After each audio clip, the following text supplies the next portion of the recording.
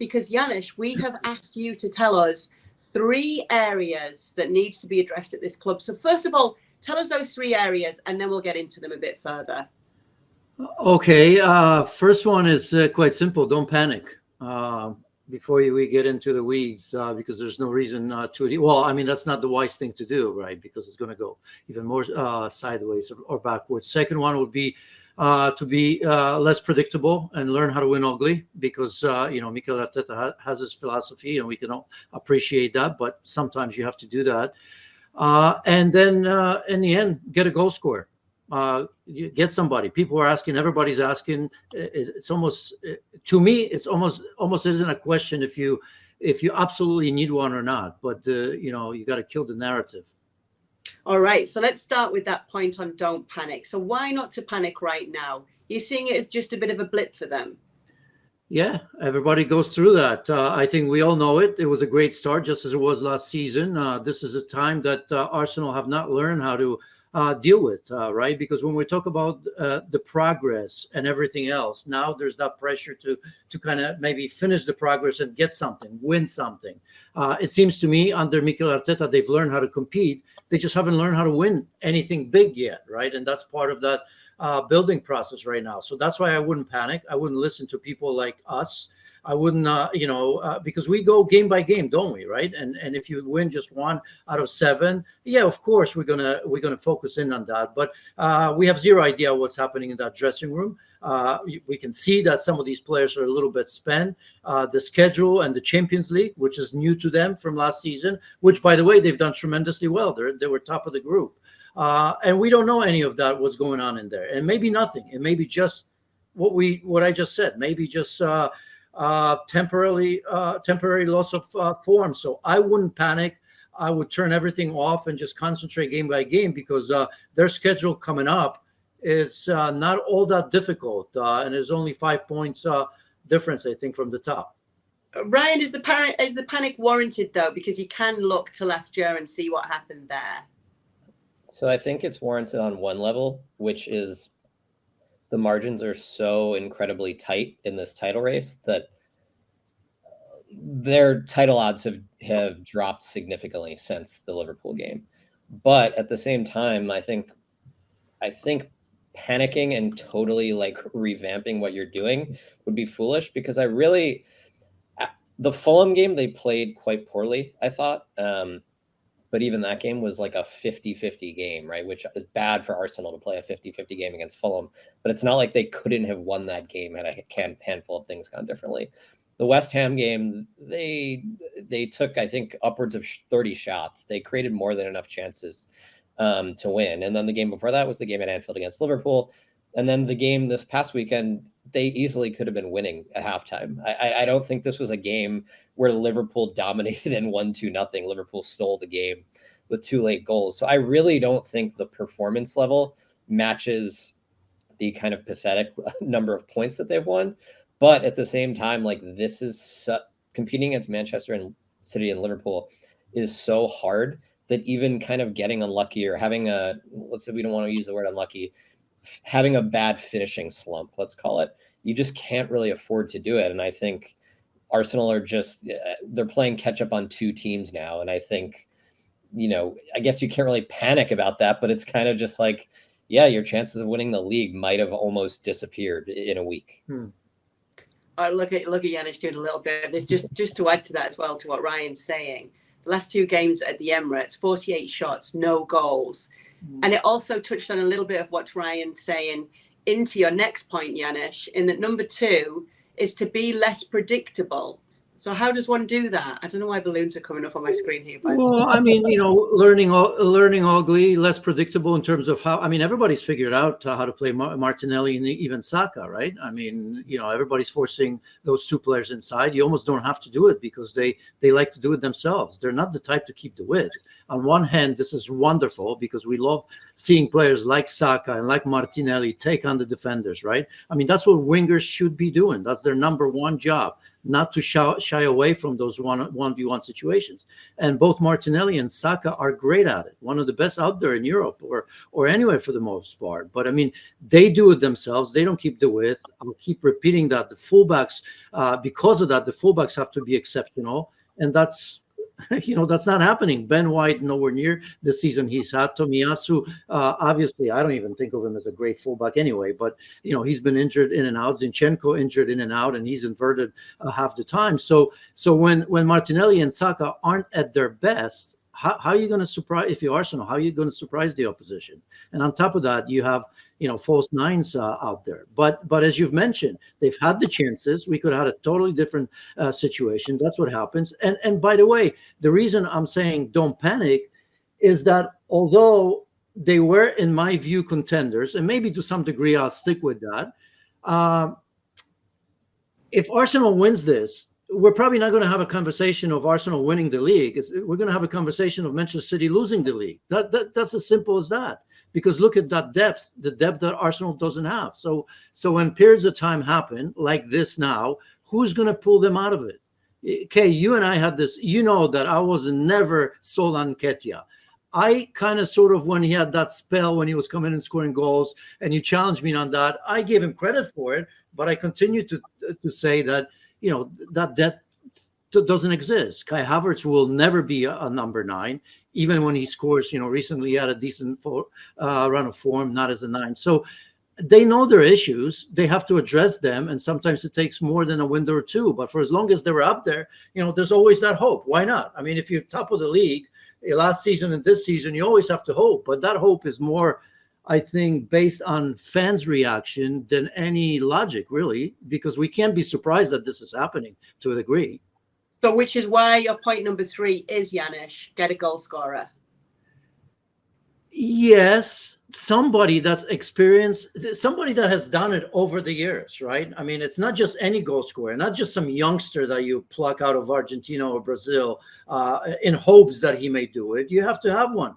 And if I were Mikel Arteta, he's probably going to have a smirk about that. He says, yeah, we have enough players. We create enough chances. We just have to put them away. Fair play, but you're not doing it, right? And I would just do it not to have any regrets. If you're Mikel Arteta, you say, I don't want to have any regrets. This is the time. And I don't know if this is feasible, if it's going to happen in January, because as we know, it's not that easy to get that sort of player right now. You're going to be held to ransom. I don't know how they would do it. But if Ivan Toney's available, do it just to kill the narrative and not to have any regrets. Because even if that sort of player comes in and you still don't win it, well, at least we can't say that you haven't tried.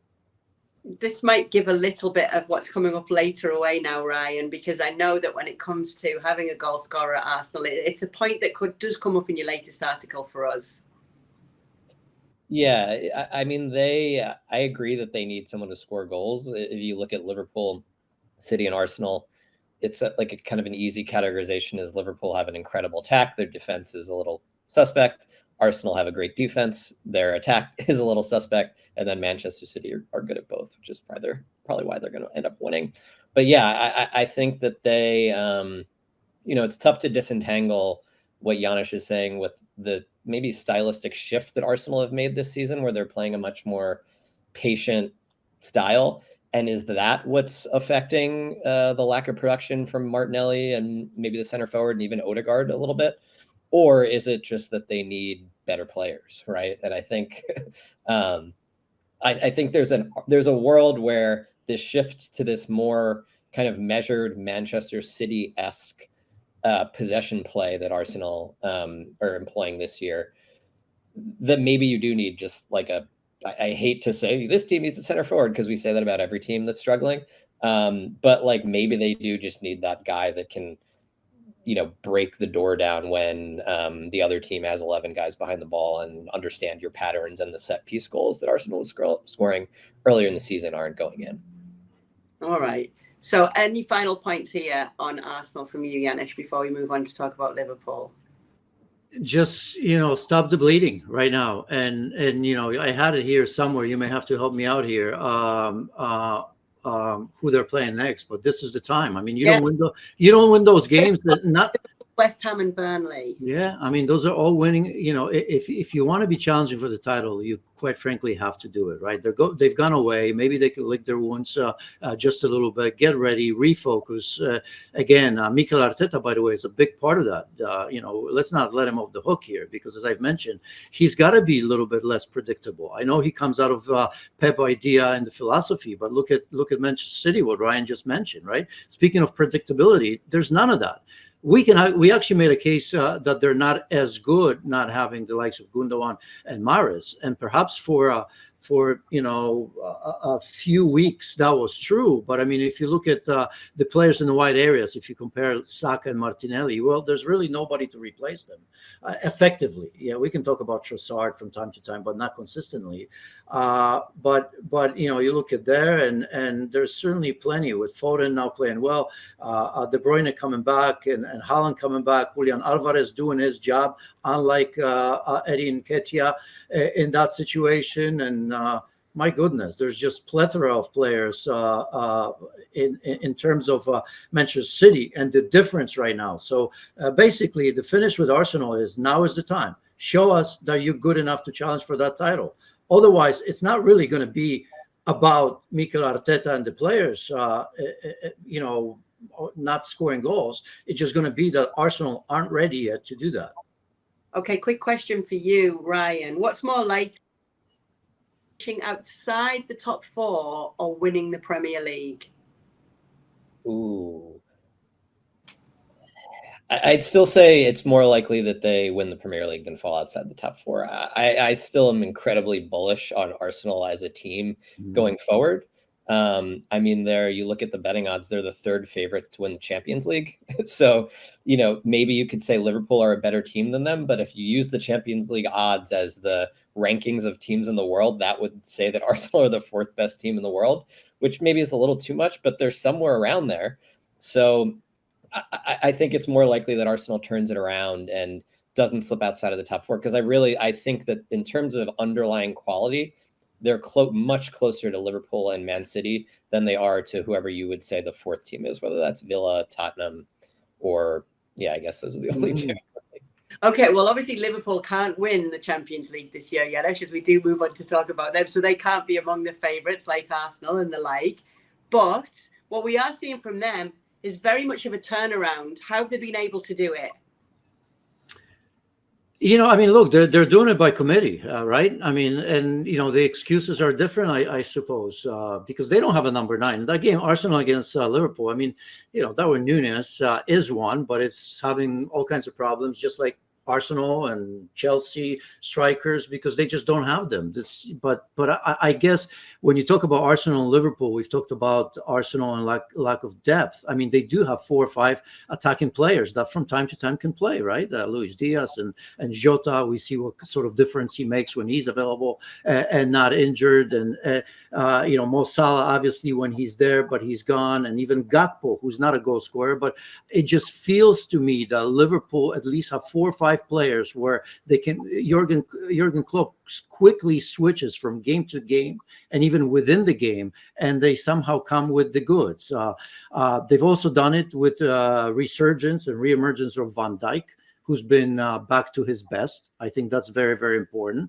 They've done it with Alisson, who's arguably the best goalkeeper there, Ederson or him. But, I mean, he comes up big on so many different occasions. Again, that's a massive difference from Arsenal, who don't even know who their number 1 is. You can even talk about Chelsea in the same way. So, I mean, those are just some of the key issues right now. And I think the biggest one is that I don't think they expected to be challenging for the title at this stage. So this all feels like a bonus, right? And if you play in the dressing room and your idea going into the season was, okay, priority number 1 is to get back into the Champions League. A club like Liverpool with so many titles in that competition has to be there. And then as you go in, because you know you in the midst of a rebuild, a little bit in the back, certainly in the midfield, even forward, right? I mean, you're still thinking to yourself, we're building the next great Liverpool football club. And in the middle of it, you find yourself top of the league. So for a player, I mean, that's an unbelievable psychological boost. That's why they're there, I think. So just to put a bit of a bow on this with Liverpool here, Ryan, we're looking at maybe squad depth and a sense of identity proving to be key for them this season. Yeah, I think one of the nice things about having a coach like Klopp is you can just build a team with a lot of good, maybe unique players, and he's going to figure out a way to get them all on the field and make it work. I think there was a lot of worry about them not having a defensive midfielder, and then they almost had one, and then they didn't, and then they got Endo, who's much outside the age profile of a player that Liverpool typically signs, and they've made it work. So I think that there's that. And then if you want to get into the emotional side of it, they still have like 4 or 5 key players that have won every trophy possible on the team, in addition to their coach. So if you think that there's some value in having done it before, they have done it before, even if most of the time that they didn't do it. So I think that there's probably some value there as well. All right, let's get to your latest article then, Ryan. We did mention it. We've actually kind of half touched on some of the topics already in PL Express. So you've done the most urgent needs for 5 clubs here in the transfer window. So I'll remind you of them and then you can elaborate on each one of them. So we're going to start with Spurs. You say a centre-back is the most urgent need here. Elaborate. Yeah, so with this, I wanted to, urgency was partially based on kind of what could happen for this team the rest of the season, right? Well, Manchester United and Chelsea, they don't really have that much to play for. So like how urgent are any of the transfer needs in January for them? But Spurs, to me, they haven't got it finishing 4th. They could also finish like 7th or 8th. So they are kind of in an urgent position. And I think center back is just such an obvious position for a team like Spurs, where they press super high. They require their center backs to cover a ton of ground. So in a way, like that style is going to make it so your center backs are more likely to get injured to begin with. And then they also really only have 2 center backs on the roster that can play this style. One of those center backs is Christian Romero, who is a walking red or yellow card suspension also. So I think just getting a kind of more athletic third center back would lower their floor significantly. And number 2, Liverpool. Now, obviously, this has changed a little bit because of the news of Trent Alexander-Arnold's injury, keeping him out for a few weeks now. But your point was Trent supports.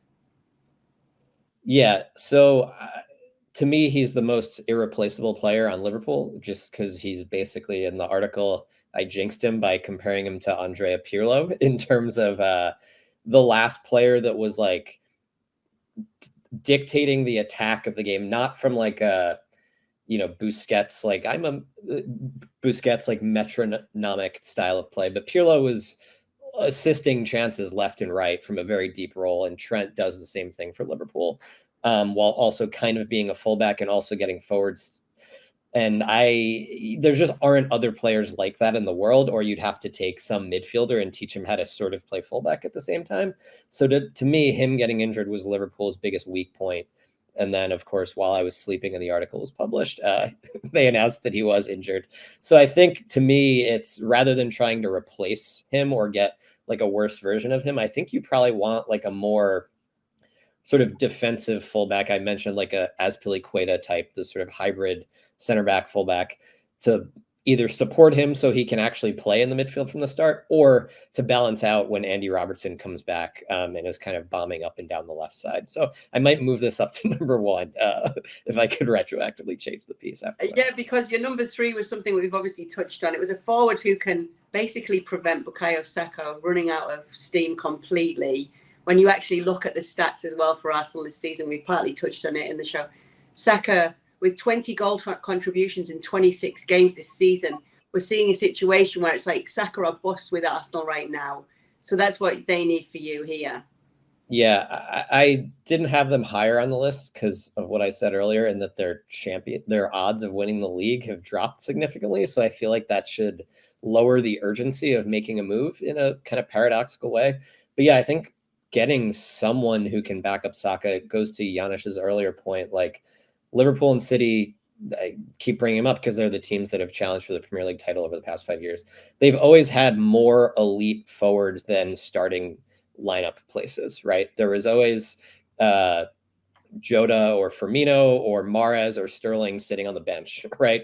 And Arsenal just really don't have that. And I think with Saka, there's like a 2-part benefit. One, giving him some time off, so maybe he plays even better when he's on the field. And then 2, he's like the most important player at the club, and running him into the ground at the age of 22 has a lot of long-term risks for the team. So I think just getting someone who can play across the front line, but specifically play on the right wing, I think would be a good thing for Arsenal to try to do this January. I'm going to skip past the next one because we're a little bit pushed for time, but please do go and read Ryan's article. It is West Ham, anyone who can score, which made me smile. But number 5 is City, Rodri back up. Good luck with that. Yeah, I mean, it's more like get a defensive midfielder who Pep trusts, because they have another defensive midfielder on the roster, but he's not trusted by the manager. So, yeah, I mean, I think we've seen City replace KDB, Kevin De Bruyne, and Haaland this season, and they're still right in the title race. But they actually were quite bad in all the minutes that Rodri missed this season. So maybe the way to replace him is by getting a different player in a different position, and then you just simply accept you have to play differently when Rodri's injured. Play maybe more traditional style, get a traditional fullback who can get forward, which they really don't have on the roster. But I guess just some player who allows you to make up what Rodri's doing, even if it's not a player who's going to play Rodri's position exactly, I think is the one. You know, City, we've seen Pep, they figure out every injury, they figure out how to fix it, but we still haven't actually seen them figure out how to play without Rodri. Okay, well, please do go and see Ryan's article. I'm going to let you go now, Ryan. We're not going to ask Janusz about Rodri because we will be here for another 2 hours, because as we know, this is a player that he absolutely loves. But thanks for being with us, Ryan. We'll see you again soon.